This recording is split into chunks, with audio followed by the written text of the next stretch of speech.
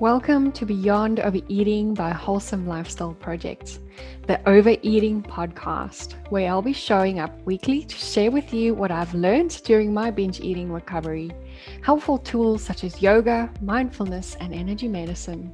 My name is Stel, and my purpose is to inform and educate so that you can fast track your recovery in healing your relationship with food and finally trust yourself around the peanut butter jar.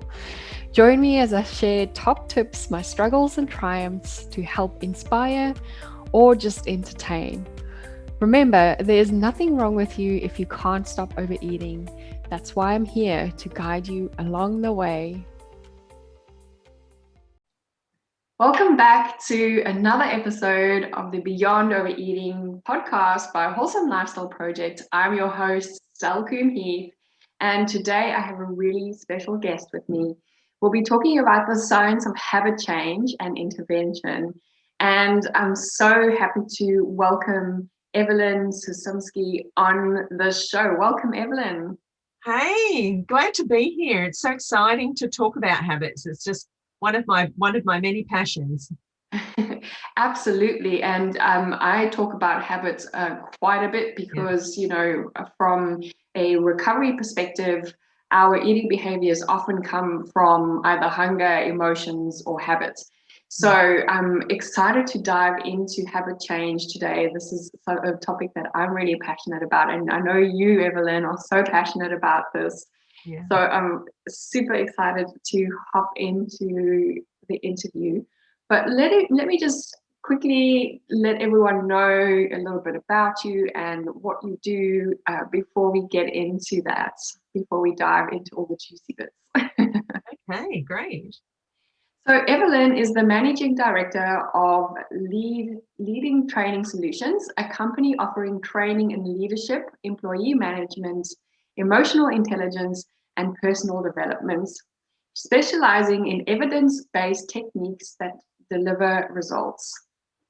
Evelyn is business and management qualified and has extensive leadership experience.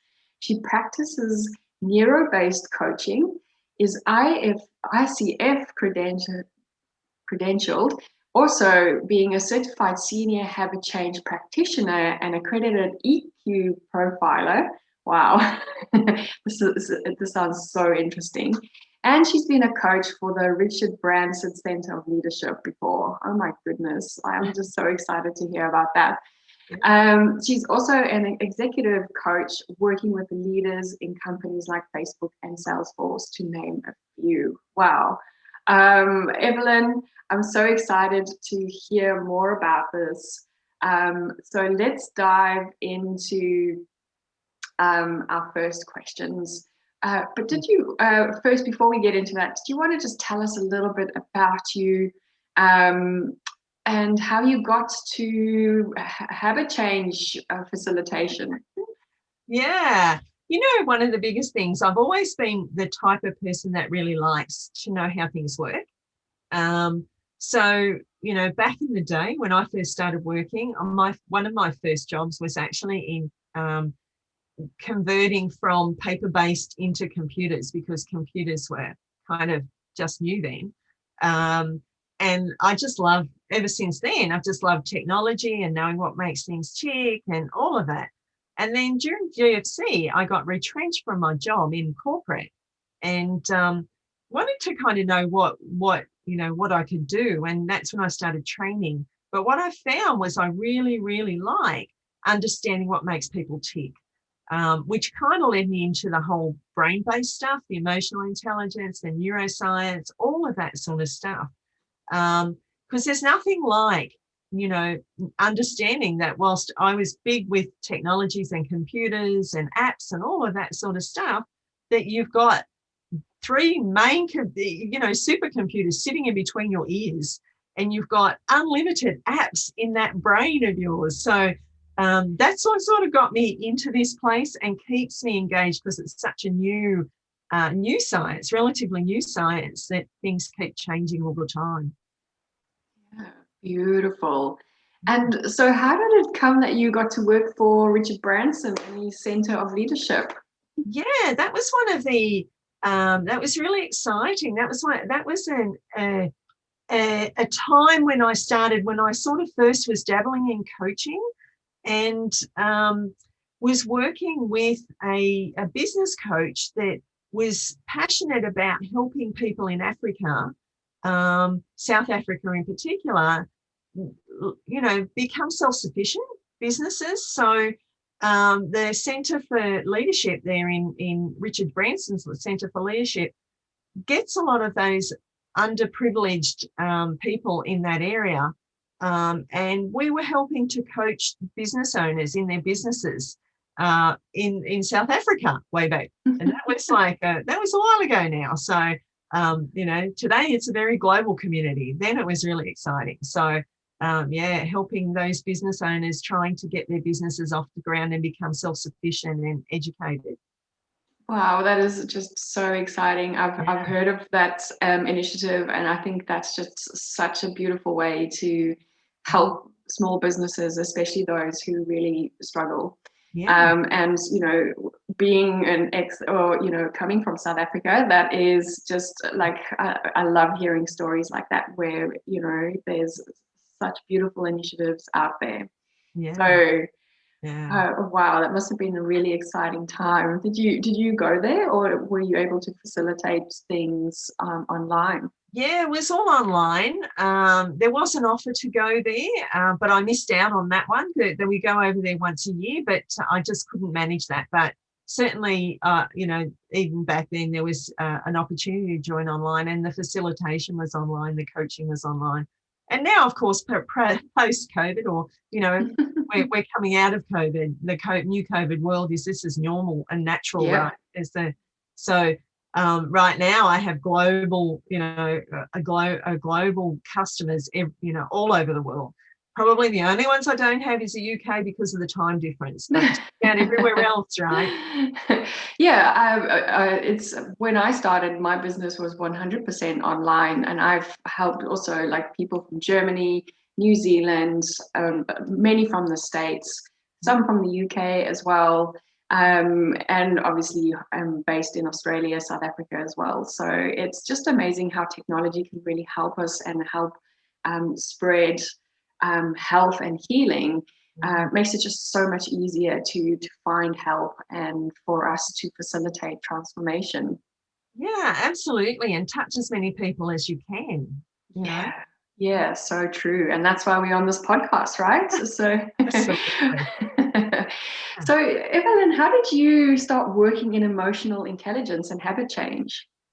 Well, what I found when I was working in corporate, and I can tell you I worked for Telstra, and I was in charge of many people, many teams, but for some reason I kept gravitating towards complaints and managing people through complaints and managing teams, and always having, when you manage teams, there's always drama and stuff. And I always did really well, and my teams were always high performing, and my customers were always happy. And I found that was because of my level of emotional intelligence, which I didn't realize at the time. And now it's a big label. But me being the type of person that needs to understand things, found a group of neuroscientists that actually teaches in the science of emotional intelligence, what happens to you when you're happy, when you're sad, what the chemical changes are and hormonal stuff that goes on, all of that sort of stuff. So, and going with that, of course, that sort of leads you into all the patterns that you were talking about before, and the habitual behaviour, and how that really happens for you. How your brain works, really. See, I love knowing how things work. I'm the same. I was a business analyst. So for me, it's really about how things work and really understanding the brain.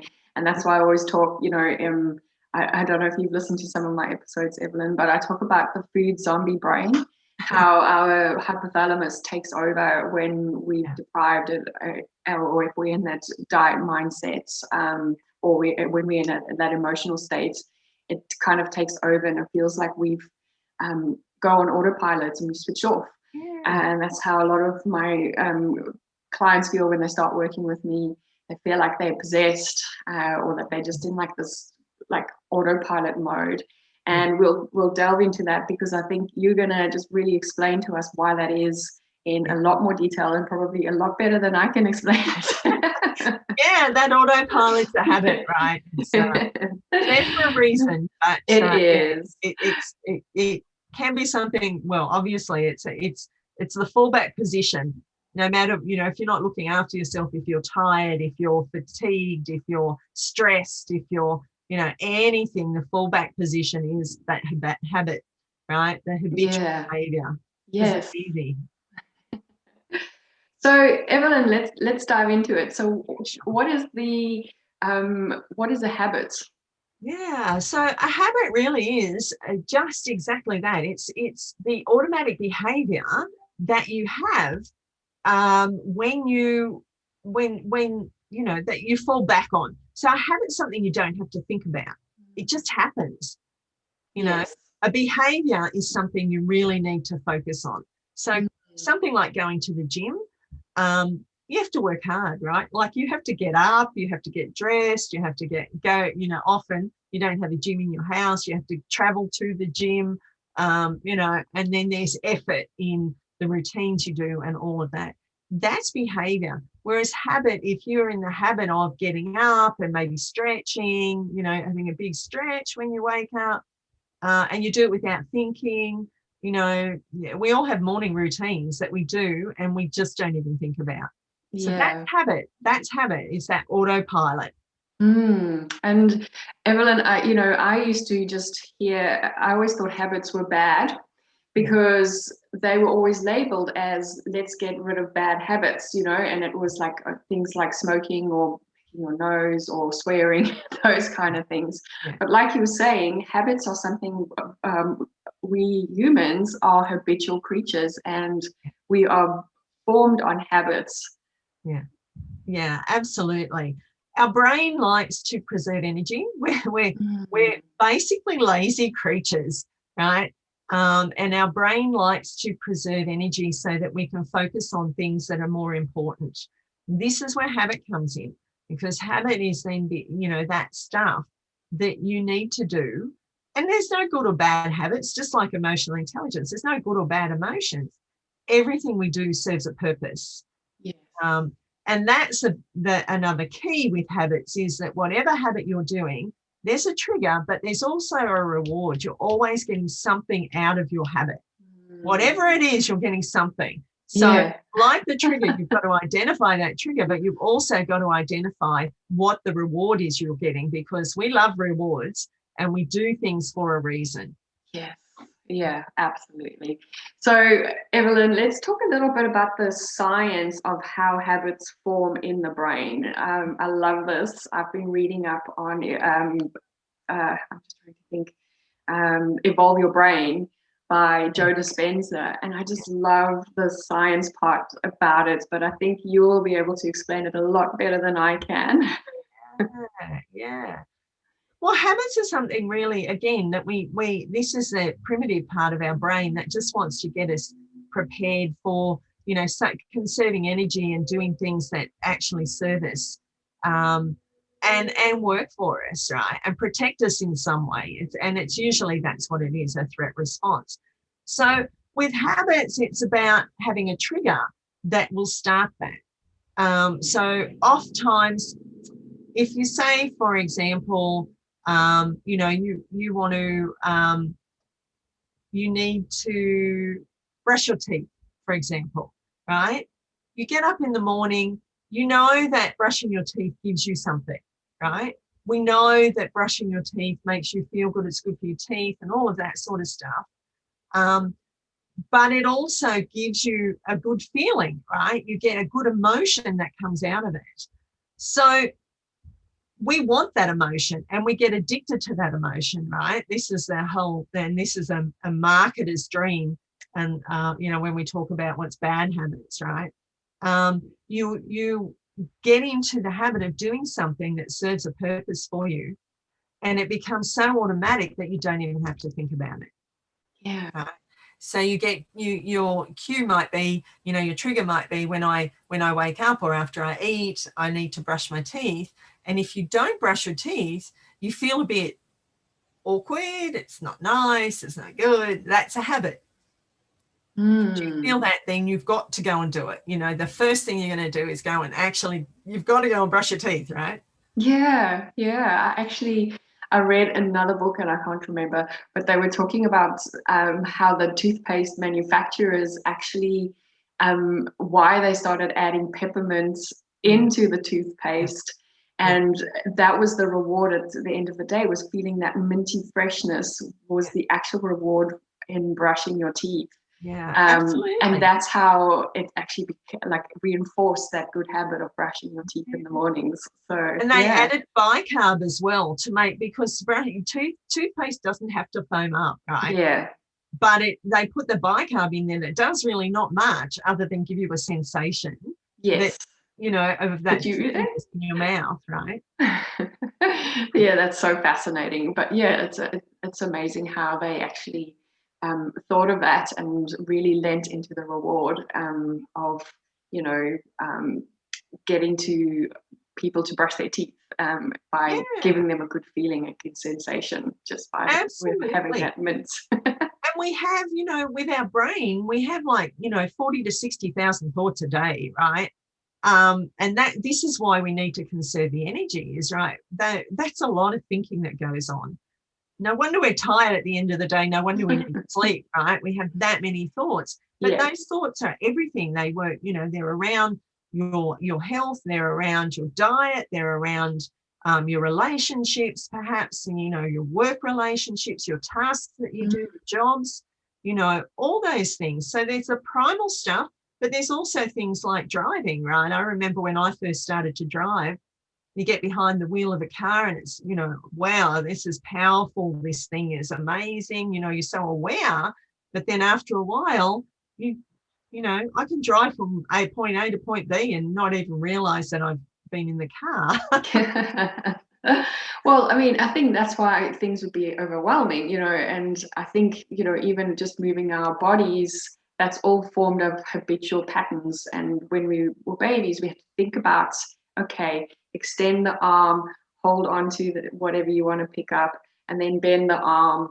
Can you imagine having to think about that every single time we do it? And I think that's why the brain kind of makes that automatic, so we don't have to think about it. Absolutely. So all those things, and it's repetition. See, that's the key as well to habitual behavior. Is something that you do over and over again until you get to that point where you do it without thinking about it. Yeah, absolutely. And that's the big key, and that is that conserving your energy so that you can concentrate on the other things that are important to you. That's why we have a prefrontal cortex. We're the only animals on the planet that have a big, prefrontal cortex like ours that lets us then think about, doing fun things or inventing something or, wanting to read a book. You don't see, a cow in the paddock reading a book or, you know what I mean? Oh my goodness. Yeah, absolutely. So, Evelyn, let's go a little bit deeper. What is the difference then between a habit and a behavior? I know you touched on it a little bit earlier. Yeah. So a behavior is something you really have to think about. And whilst, you're right in saying the media, do beef up habits and what's a bad habit and everything else, often a lot of the things that we talk about when they talk about changing habits are actually behaviors they're trying to change, So stopping smoking, for example, is a behavior. It's not necessarily a habit, because you do have to think about it. And that's the difference between what a behavior is and what a habit is. If you've got a habit like brushing your teeth, it's something that you feel if you don't do it, you feel like something's missing. You understand that you get that craving that you want to actually need to go and do it, right?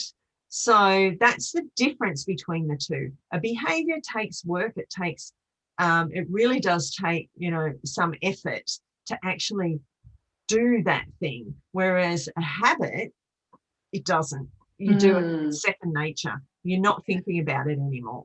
And absolutely. And that's why I think the diet industry, if we come back to my world again, they are trying to influence behavior by selling you a good diets and healthy eating and going to exercise. But that won't change the habit of emotional eating or binge eating, or the habitual thoughts that you have about your body or about food. So the two don't match. And that's why diets 99% of the time fail, because of the fact that they are trying to fix a behavior, and we are built on a habit. Yeah. It's a big money, you know, the diet industry is a big money industry, right? And there are a lot of players in that field.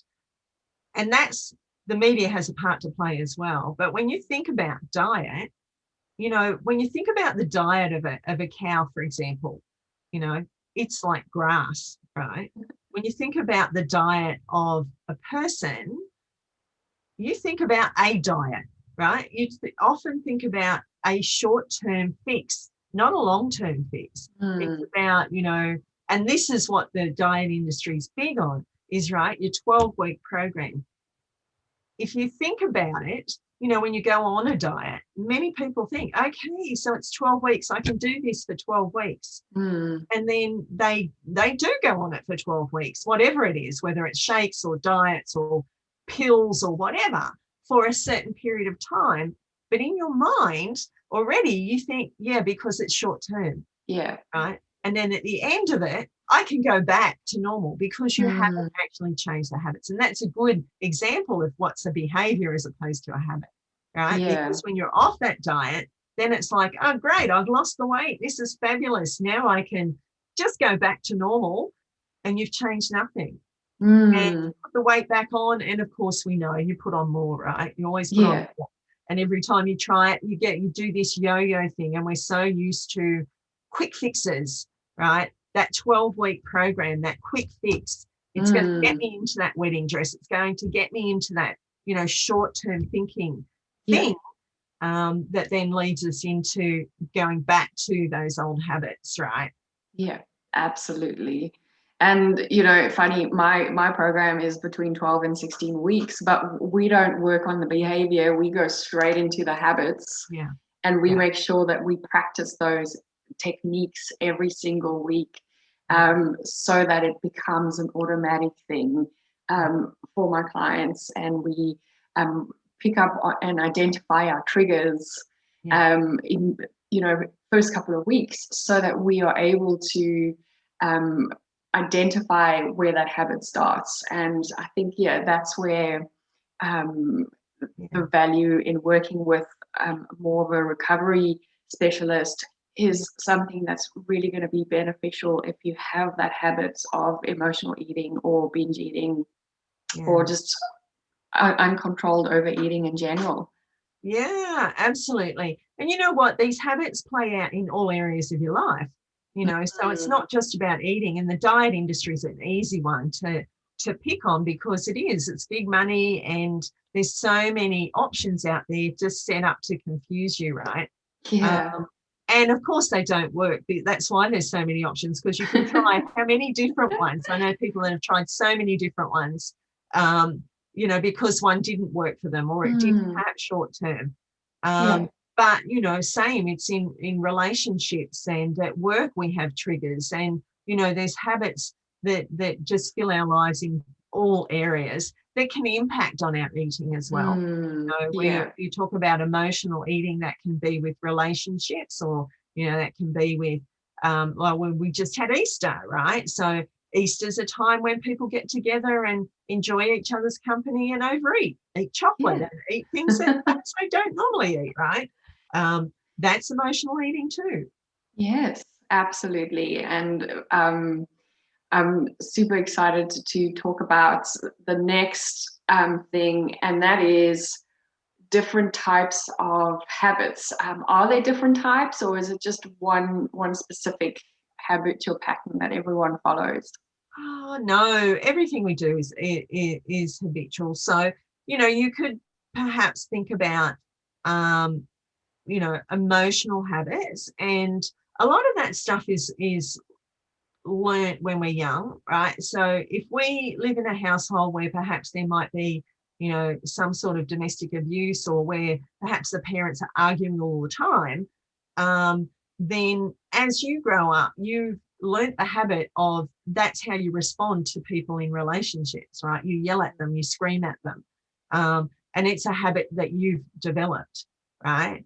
So there's those sorts of habits, but there's habits like, you know, phones in the workplace, right? So how many people now are in the habit of picking up their mobile phone and scrolling through it like how many times a day, right? Or young people these days, you know, that have grown up with phones, that don't know what it's not like to have a phone, are so habitually tied to their phones that it's actually detrimental for them not to have their phones with them. It actually causes withdrawals.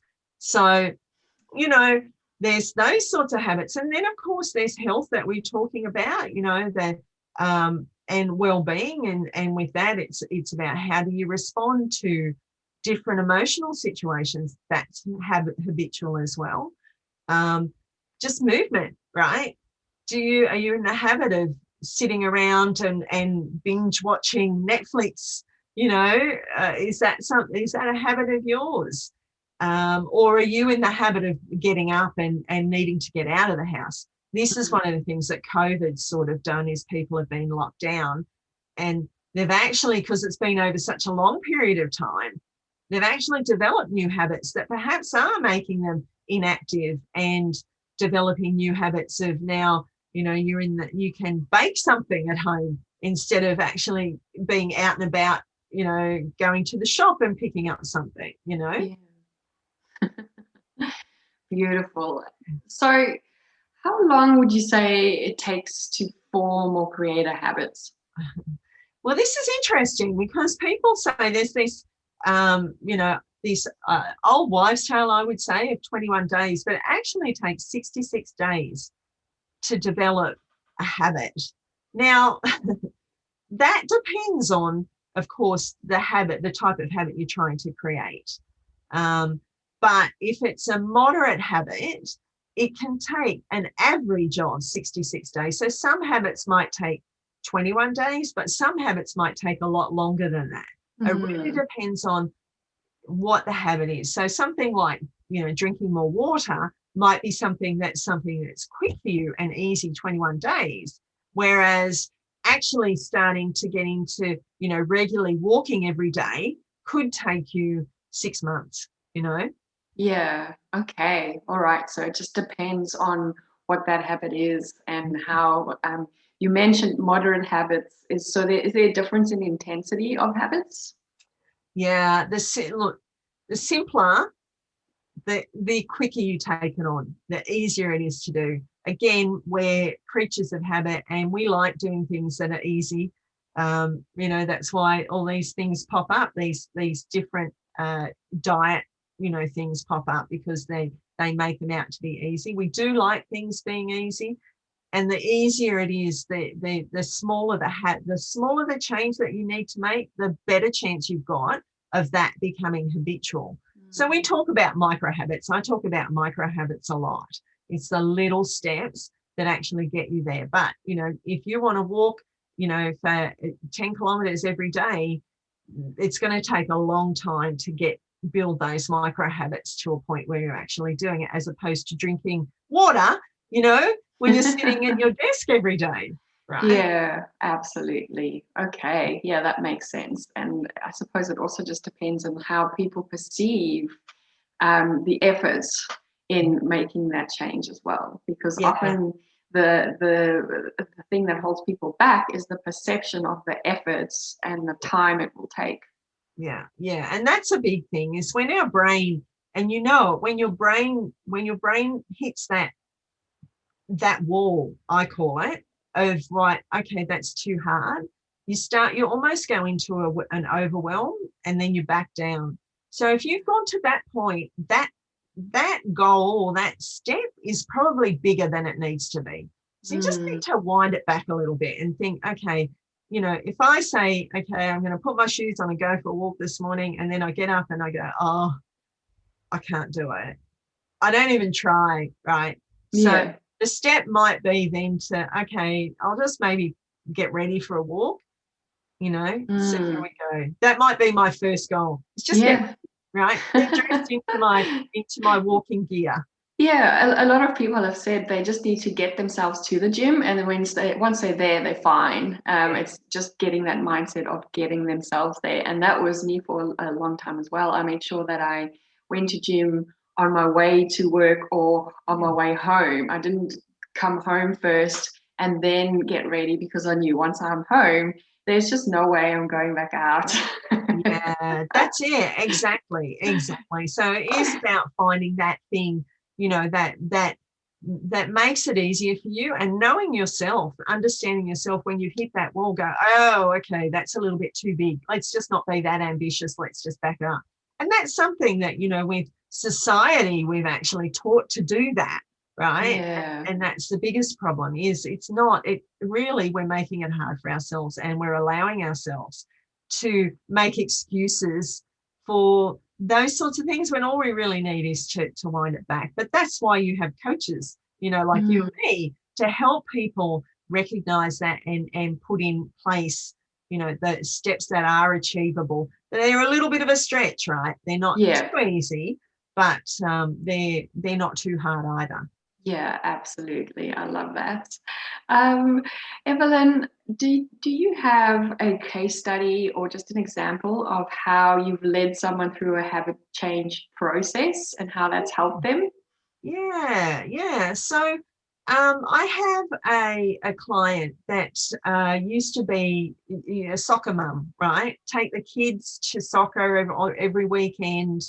And on the way back from soccer, they used to drive, past a Macca's, right? And the kids would all be, oh, Mum, can we go to Macca's? So the habit was actually, okay, yeah, we'll go to Macca's. So they got into that habit of driving past Macca's and calling in, and of course having something really unhealthy to eat, and go from there. What we did was we actually then changed the route, right? So instead of going past Macca's, we changed the road, that we, went a different way. So you wouldn't be going past Macca's.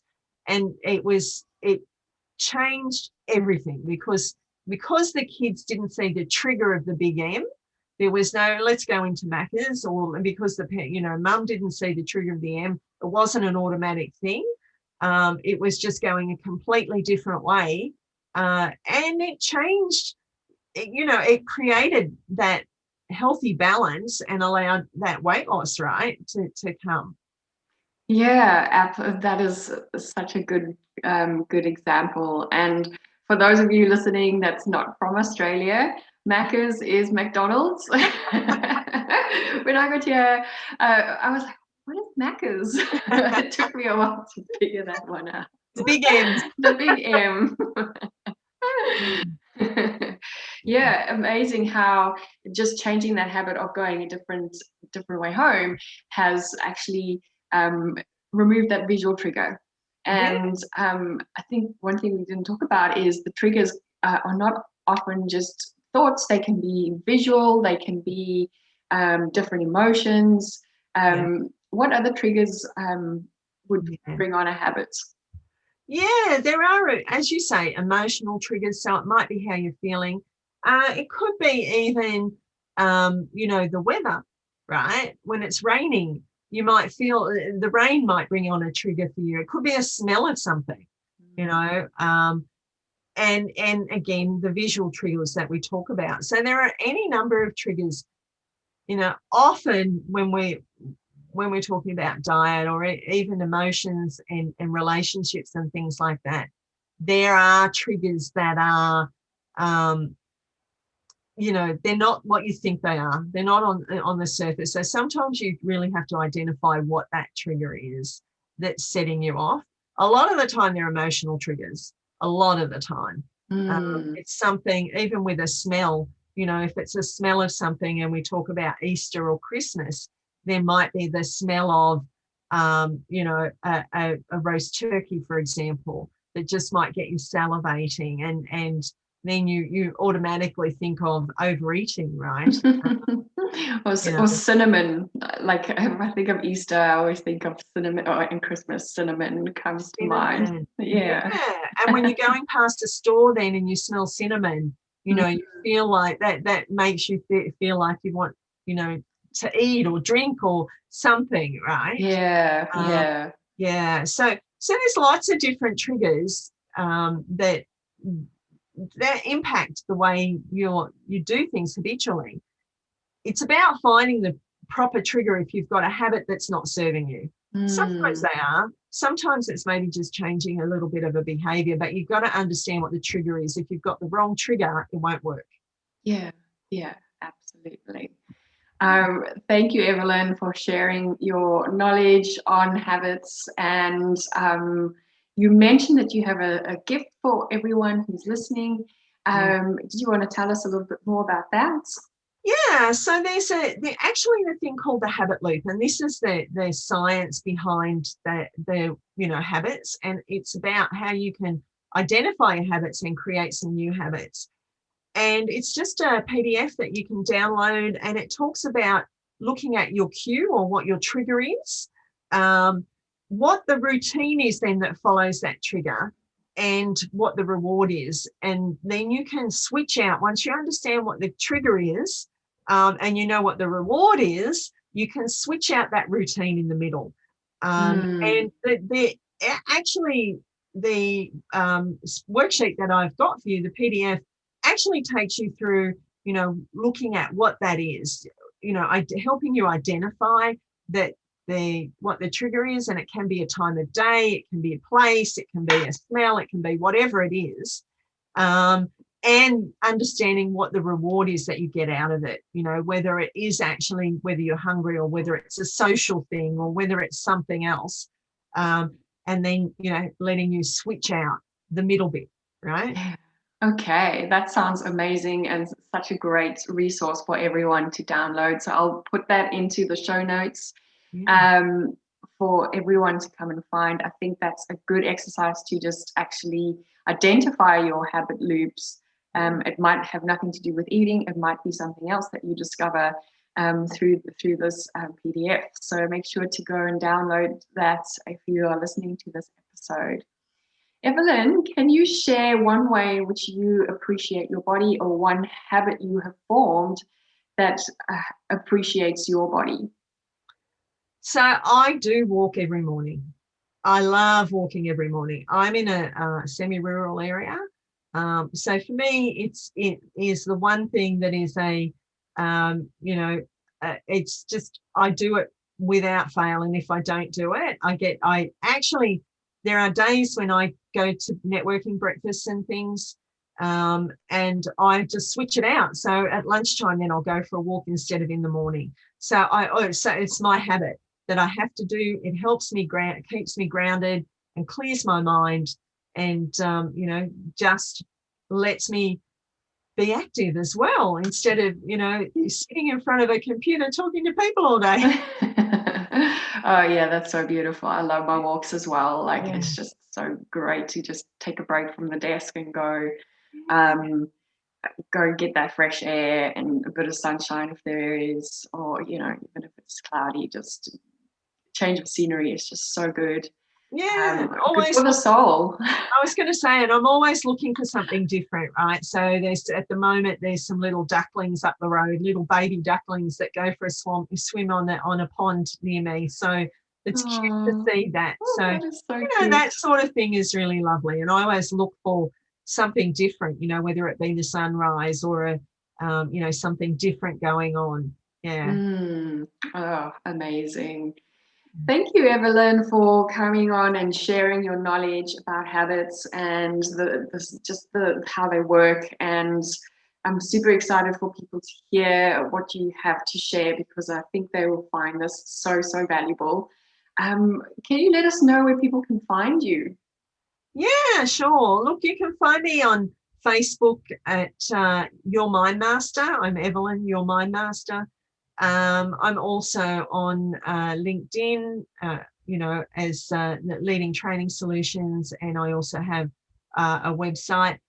But if you wanted to reach out, Facebook's probably the best place to go, and LinkedIn. So there you go. Beautiful. I'll put those links in the show notes as well. Thank you so much, Evelyn, for joining us today.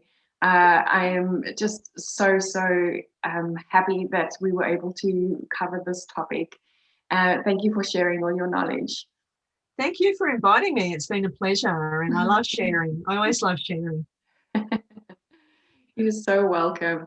So for those listening to the episode, go and download Evelyn's guide. You are going to just find so much value out of that.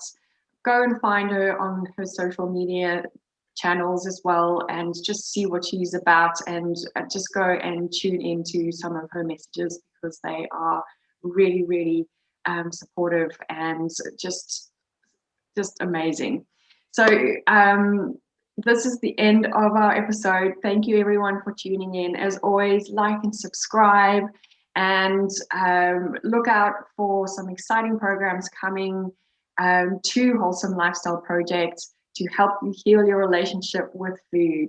Thanks everyone for tuning in. Thanks Evelyn for joining. Thank Bye. you. Bye everyone.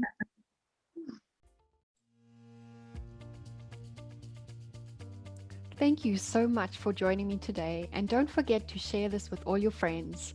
You can do this by adding this to your Instagram story and tagging me at Wholesome Lifestyle Project, or by simply telling them about it.